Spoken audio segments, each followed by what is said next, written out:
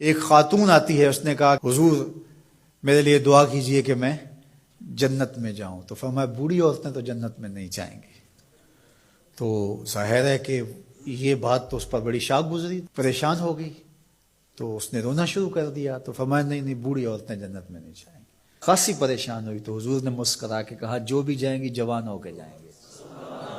جنت میں بڑھاپا نہیں ہوگا، 33 سال کی عمر کا ہر شخص ہوگا، مرد بھی اور عورت.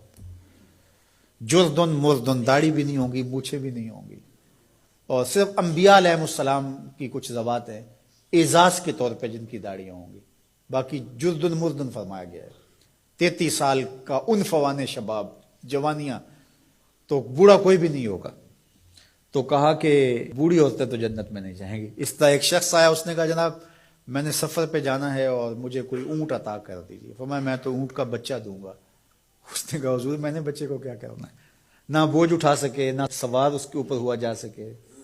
کہا میں تو بھائی بچہ ہی دوں گا. اس نے کہا حضور مجھے کوئی اونٹ دے دیجئے، میری ضرورت ہے. فرمایا میں تو بچہ ہی دوں گا. تو وہ بڑا پریشان ہوا. فرمایا مجھے بتا کوئی اونٹ ایسا ہے جو کسی اونٹ کا بچہ نہ ہو.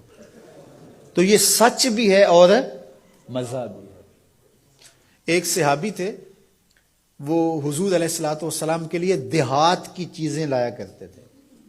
وہ ہوتا نا ہمارے بھی دیہاتی دوست آتے ہیں، گڑ لے آتے ہیں، کوئی ساگ پات لے آتے ہیں. تو اس زمانے میں جو بھی دیہاتی چیزیں تھیں، تو وہ بدو تھا کسی دیہات کا، تو دیہات کی کوئی چیزیں لے آیا کرتا تھا، اور پھر حضور اس کو شہر کی چیزیں دیا کرتے تھے. اللہ اکبر. اور وہ گھاس لا کے شہر میں بیچتا تھا.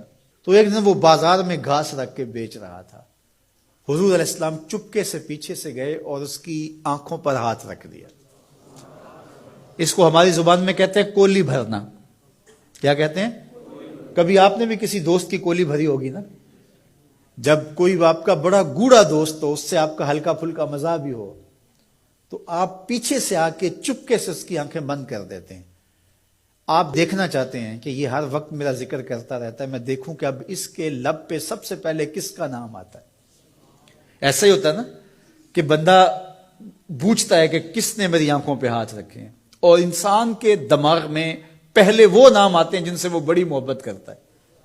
تو کولی بھرنے کا مقصد ہی یہ ہوتا ہے کہ میں دیکھوں کہ میرا نام کس نمبر پہ آتا ہے، اور اس کی کوشش ہوتی ہے کہ میں پہلی مرتبہ ہی بوجھ لوں. اللہ اکبر.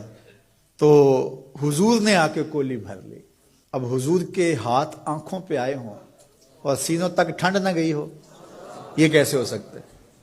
تو حضور نے کولی بھر لی، لیکن حضور اس کی آنکھیں دبا رہے ہیں اور وہ بولتا ہی نہیں. وہ بولتا ہی نہیں ہے.